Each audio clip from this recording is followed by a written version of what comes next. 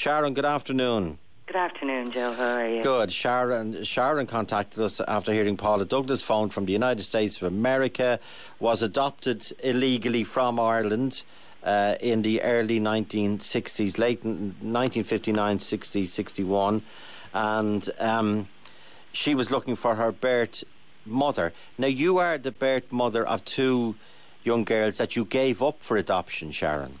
Well, gave up would be okay. a word that I wouldn't agree with. Okay, well then check me and explain. Okay, I gave birth to two girls, one in 1980 and one in 1982, and I was a resident of St. Patrick's home on the Navan Road. Okay. Now, I was very young. I was 15 when I got pregnant, 16 when I gave birth to the first girl, and just 17 with the second. So both of those adoptions legally should not have gone through because I was underage, and any papers or anything that I would have signed would be null and void because I had no legal representation. What are your memories of 15 and pregnant and 16 and giving birth, and how you ended up in this St. Patrick's home on the Navan Road? Right.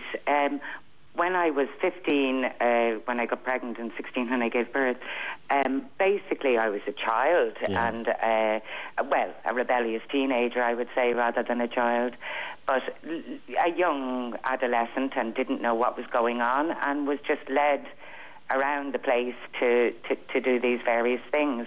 My mother was very shocked. We were from an affluent background, and she was very shocked and surprised to find that I was pregnant, and got in contact with some nuns in Iona Road there in Glasnevin, and they put her in contact with an adoption agency, and off to St. Patrick's home on the Navan Road I went over Christmas 1980. And did you know where you were going? Who brought you? What are your memories? I didn't know where I was going. My mum brought me.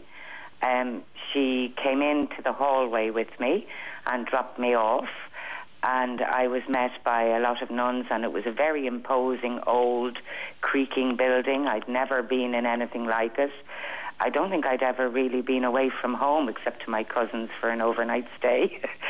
So it was kind of a bit of a shock, and that, and any privacy or dignity that you would have had was stripped away from you. Sorry, Sharon, did your mother explain to her 15-year-old where you were being taken? She just said that I couldn't be at home, that I was pregnant and I couldn't stay at home, so I would have to go Why here. not, Mammy? Well, why not, Mammy? And basically that I was a disgrace, that what I had done what was something to be shunned, and I pointed out I didn't do it alone, and I was told that no further contact would be had with said person, and that I was literally cut off from everything. I suffered greatly with depression and didn't realise it. Did your own father say anything to you? My mother didn't tell my father, supposedly. Now, in years later, I sat him down in a lounge bar of a hotel in Malahide, and he had no escape, so I asked him all the questions one would ask him. And he basically said he knew nothing, and that, you know, had he known, he wouldn't have allowed it to happen. But where did he think his 15-year-old daughter had gone all of a sudden? And not only where did he think a 15-year-old girl had gone, but where had she gone for Christmas dinner in 1980? You know, surely I was missed, whereas I wouldn't be missed Monday through Friday in a normal week. Surely he would be missed on Christmas Day. And what do you remember Christmas Day 1980? I do. I remember everything about it. And what do you remember? I remember long tables, girls coming down. I wasn't allowed to mix with the other girls. I was put into the infirmary by my mother. She had asked for special treatment because she felt that I might leave. So I was put up into the infirmary, but the one time I was allowed to mix was on Christmas Day. Everybody went into the main dining hall for a Christmas dinner, and the nuns did give out a parcel. I think I got a hairbrush comb and mirror in blue, but I had something to unwrap on the day, which most 15-year-olds want to do, or 16-year-olds want to do. And then on New Year's Eve I gave birth. Did your family send anything on Christmas? No, and my mother couldn't come on Christmas because her absence would be noted. So she actually told me that she wouldn't see me for a week. And she didn't see me for a week. And so I was kind of on my own. And the next time... How were the other girls with each other on Christmas Day of all days? Everybody was very somber. Everybody was very quiet. There was no joy. There was no laughter. And in fact, I don't think during my stay there I ever heard laughter.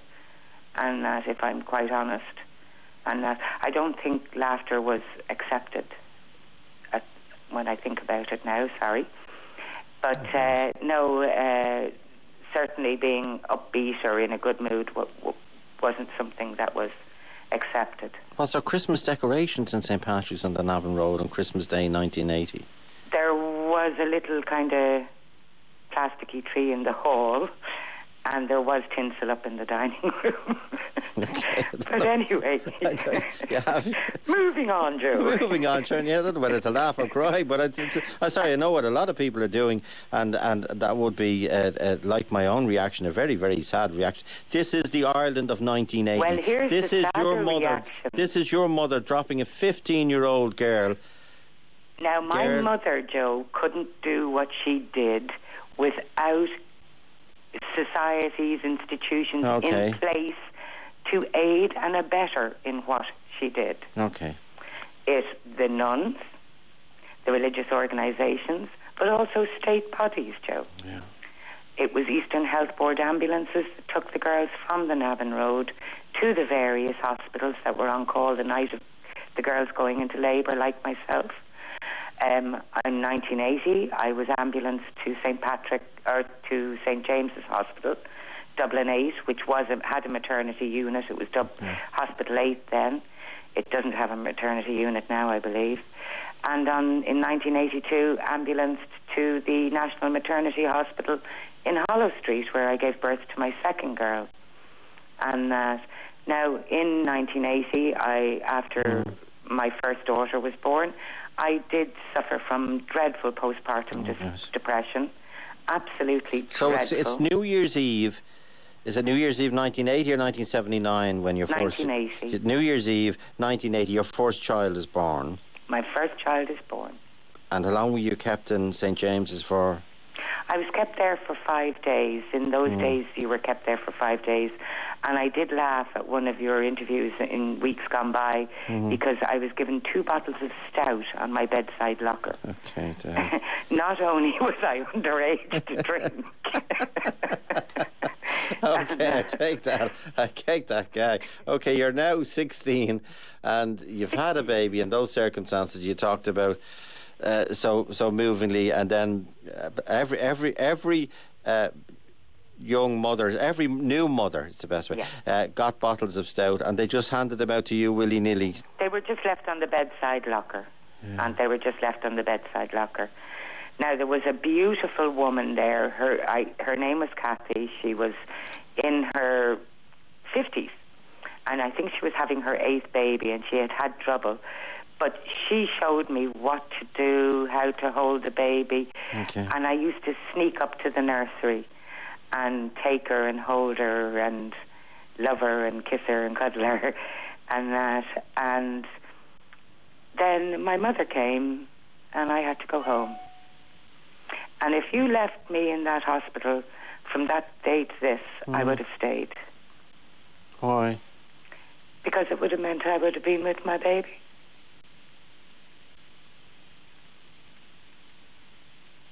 Oh God, I didn't expect that response. That's so. You would have stayed in that hospital for the rest of your life because you would have been staying with your baby. Yes. Did did you know where your baby was going? No, I had no idea. I had to leave her in the nursery of the hospital, and my mother came to pick me up. There was somebody else with her, but a family member, and the family member came in with me to the nursery to say my last goodbye. And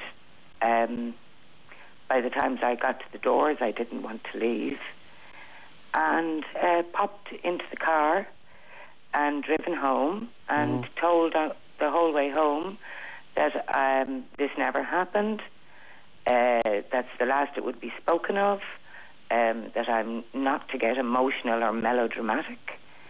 On a couple of occasions I actually was crying quite hard at home, and my mother got quite aggressive with me I was actually sitting in a salt bath of water to try and cure stitches and and so forth, and I couldn't stop crying. I was leaking milk because of the hot water of the bath, and I couldn't stop crying. And she came in and got very, very aggressive and said, what would the rest of the family think and what would be going on. And so apparently her fear of telling the truth was more important than her child or her grandchild, really, when you think about it. Anyway. And Sharon, did you... So you're now home, it's into the new year. It's into the new year. You're now home, your baby... I'm back to school. And did you ask anyone in the house, like, on Christmas Day, did anyone say, where's Sharon? We didn't have that type of relationship as a family. As a family... No, I don't mean... It's no, I mean, Joe, that's the kind of relationship. You were told not to discuss something and you didn't. Okay, so do you think everyone knew? Everybody knew. They just wouldn't talk about it. It turned out in years gone by, everybody knew. Okay.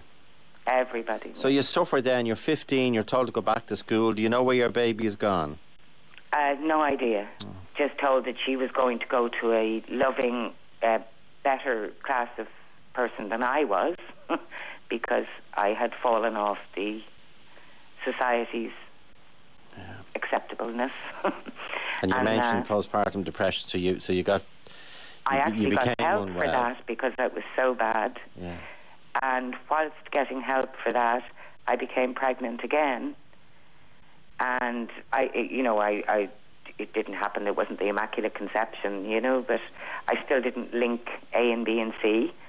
But, and of course, was madly in love. But, and thought that this was it. I would now get married and raise this child and everything would be hunky-dory.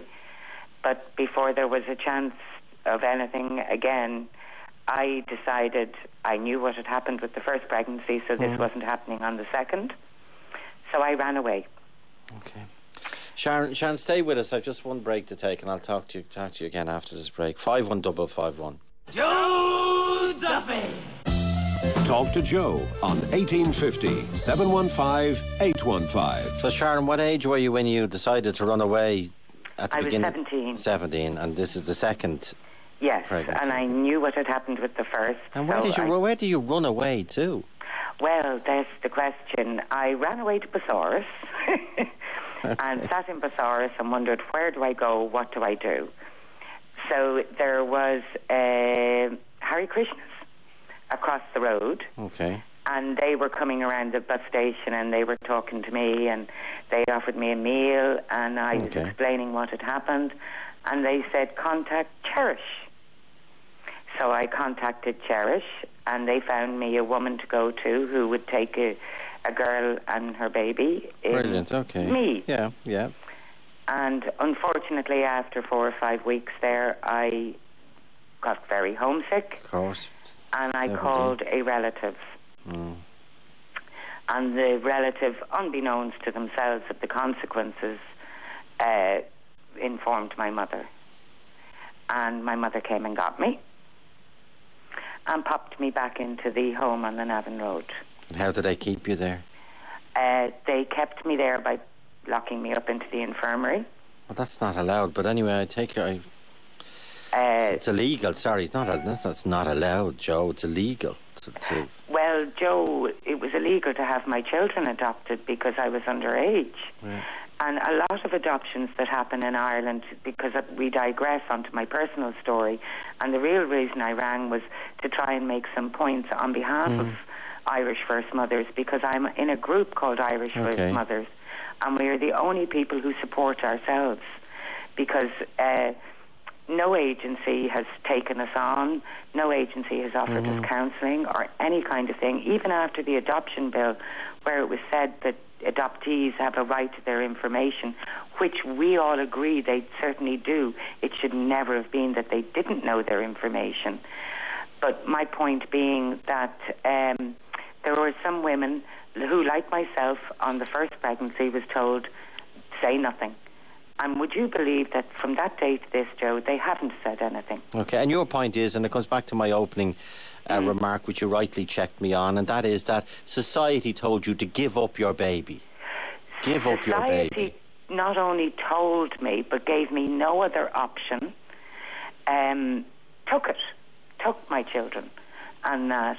Now, society on a whole were thinking we were being saved. I wasn't being saved. This has ruined my whole life. It has taken my children from me. Do you know what happened to your two children? I do. I found them both because I'm that type of person. Okay. I kept checking and kept going to try and find them, and I found both. And both were healthy and well and in loving homes. Okay. I have no problem with that end of things. You just, I'm conscious, I'm short of time, unfortunately. I know. But no, it's not true. But yesterday, Paul spoke about this letter that was sent to her, she believes, to her birth mother. Now, we were trying to work out, was it ever delivered? But you left in lockets that you passed on. What happened? Just give us that picture. Okay, what happened, Joe, was by the time my mum put me into the Navan Road on the second pregnancy, I was signing nothing. I was keeping my baby, and that was that. Eventually, it came to pass that it was going to be an open adoption, that I would have regular contact with my child, updates, photographs, and anything I wished to give her would be passed on. So I gave my baby bracelet, a locket with a picture of me and her in it, and a chain and cross. And I gave them, and I was told that they were forwarded on to my daughter. Now, when I went back to the agency after numerous years and was discussing things, I mentioned that I had given these items to my child, and that had they actually been given to her with my cards and letters. And I was informed not to be so silly, that they had to get on with their lives with the adoptive parents, that they were their parents now, and that I should have known and have more cop on to know that those things weren't forwarded. And they showed you a Hasbro sweet jar. Yeah, you know the Hasbro plastic square containers that jelly cola bottles and things are sold in. One of the employees of the agency put that, or literally slid it across, threw it to the table.